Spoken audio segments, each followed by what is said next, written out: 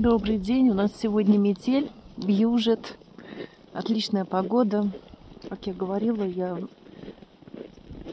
приветствую всеми силами своей души такие особые стихийные состояния. Вот слишком активное проявление каких-либо стихий. Ну вот что мне удавалось прожить. Наблюдала я за большими волнами, как с берега, так и на кораблях. Бороздила по Атлантическому океану вдоль северо-норвежского побережья.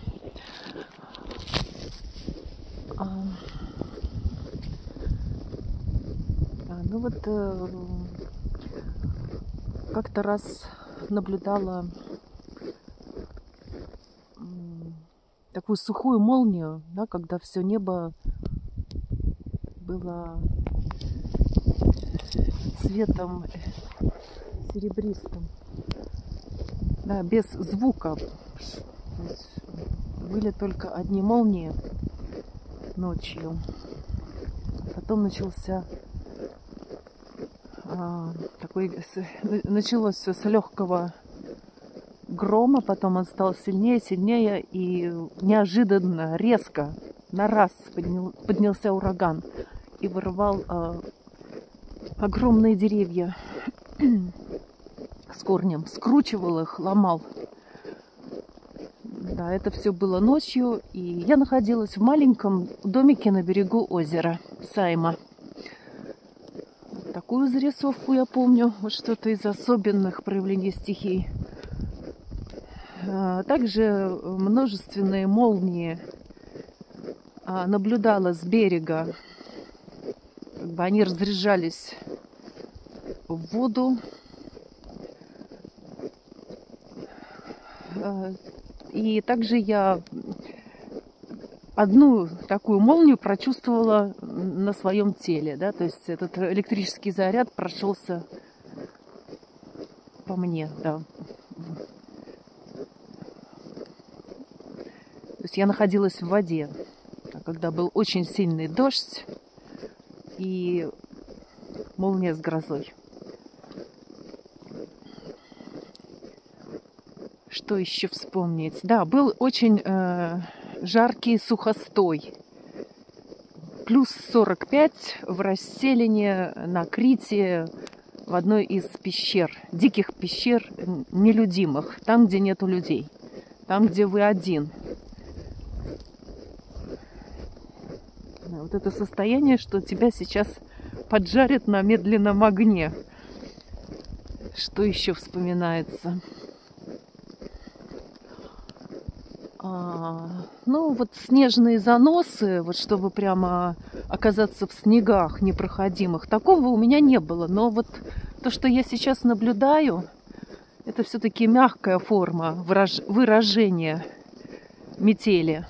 То есть можно все-таки даже гулять в такую погоду. То есть ваши дыхательные пути, доступ воздуха не затруднен.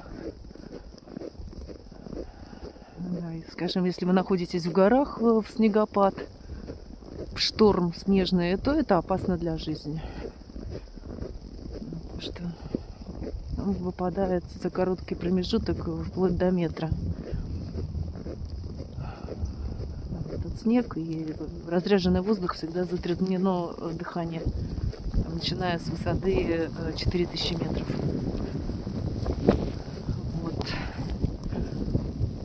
Ну, вот про воду сказала, наблюдение огромных волн, как с берега накатывающихся, также на корабле по волнам. Да, еще по Ладожскому озеру тоже помнится, было такое путешествие в большой шторм.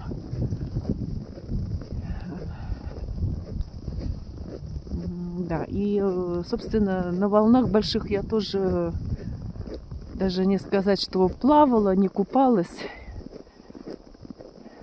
не подпрыгивала, а просто я как бы ждала, вот она идет на тебя, накатывает, а ты как бы на досочке пытаешься подловить эту волну и на берег, чтобы тебя вынесло в сторону берега. Но это был не серфинг. Лежишь на доске на животе. Что еще? Ну вот с воздухом ничего такого не было. Я знаю, что многие совершают прыжки с дельта или летают на дельтаплане, сами управляют. Да, или там на какой-нибудь высотке тарзанки могут прыгать там, с высоты 100 метров на резинке растягивающейся. Да, ну вот это состояние полета, такое невесомости, вот с этим у меня не было столкновений. Признаюсь, что я даже на американских горках не каталась.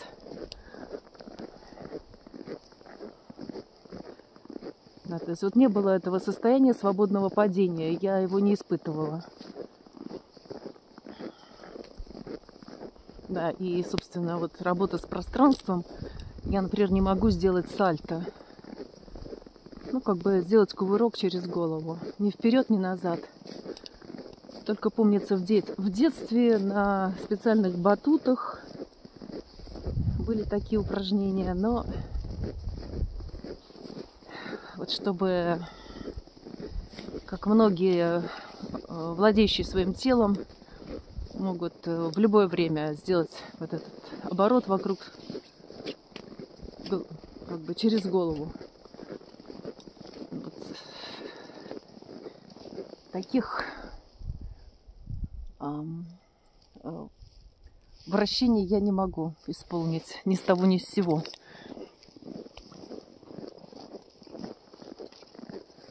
Так, какие еще стихии не перечислены? Ну вот туманы. Но туманы тоже были такими, что они проходимы, как бы очень густые, но все равно ты не теряешься в нем. Все-таки что-то видно. Такой туман, помнится, настиг меня в норвежских горах. Там вообще это частое явление.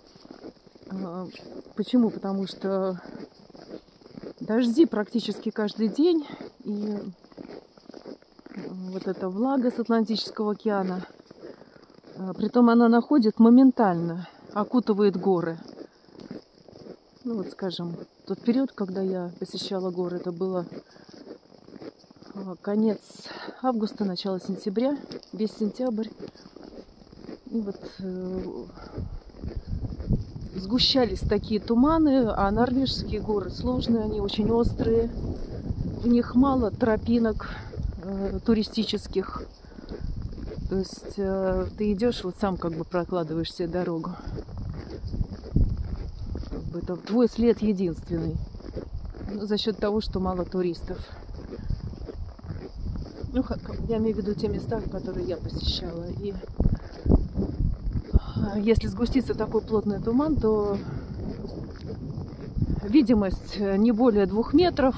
И понятно, что есть опасность подойти слишком близко к обрыву, оступиться, там, провалиться куда-нибудь,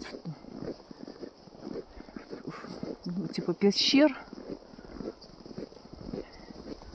Ну и вообще, кто был в норвежских горах, наверное, помнят. Там 2 варианта. Или вы идете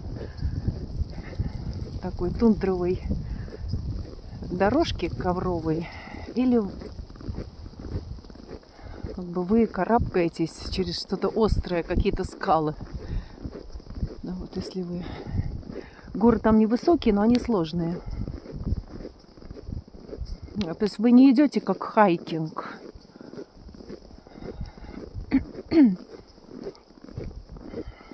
Ну, то есть как пешеходный маршрут. Там все-таки более сложное как бы преодоление препятствий. Так, ну вот слишком горячее перечислила, слишком холодное. Скажу вам, что В ледяной воде не купалась никогда. Я знаю, многие принимают такие холодные ванны в открытых водоемах в любое время года. Вот наблюдала даже в той же Финляндии. Ноябрь месяц, на улице +5, море, наверное, +10. И вот и женщины, и мужчины купаются и подолгу, они плавают в этой воде. Некоторые по полчаса. Ну вот такого опыта у меня не было. Вообще я не люблю заходить в воду, окунаться и выбегать. Уж если я зашла, то я там провожу время долго.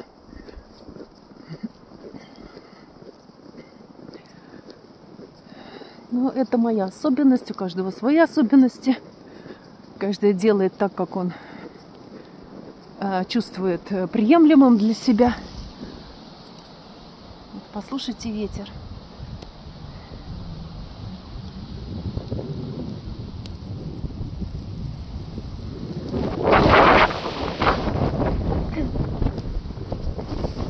Такая поземка. Вьюга, январская вьюга.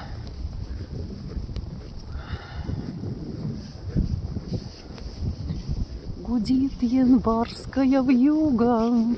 Парам-пам-пам, парарам-пам. Такая песня, по-моему, из «Чародеев». Вспомнить надо. Хорошо, уважаемые мои слушатели. Спасибо, что вы меня выслушали. Желаю вам приятных прогулок, приятных медитаций, практик, чтобы общение с вашими родными, близкими, друзьями имело такой положительный эффект, чтобы вы получали удовольствие и чувство радости, да, чтобы вам было радостно. Чтобы вы вспоминали о человеке, и у вас возникала радость в душе. Потому что есть такой человек прекрасный. Ну или такие прекрасные люди. Всего доброго.